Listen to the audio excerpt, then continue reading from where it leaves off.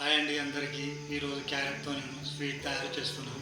ముందుగా కుక్కర్ పెట్టుకొని 2 స్పూన్ల నెయ్యి వేసుకోవాలి.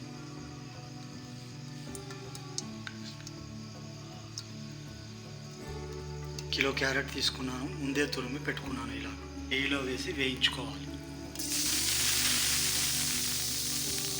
ఒక 10 నిమిషాలు ఇలా ఫ్రై చేసుకోవాలి. 4-5 ఇలాచీలను ఇలా వేసుకొని దంచుకోవాలి. కిలో క్యారెట్కి 1/2 కిలో చక్కెర పడుతుంది.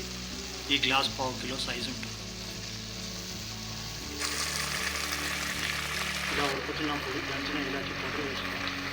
ఒక కప్పు చిక్కటి పాలు కూడా వేసుకోవాలి.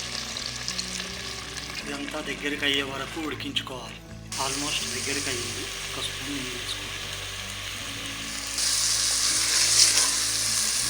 చివరిగా 1 కప్పు కోవా వేసుకోవాలి. ఇప్పుడు గిన్నెలోకి తీసుకుందాం.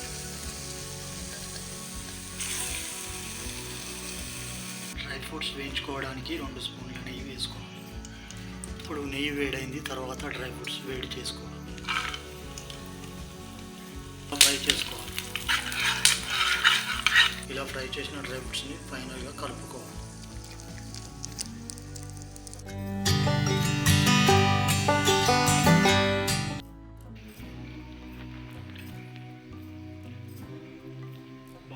చాలా బాగా వచ్చిందండి.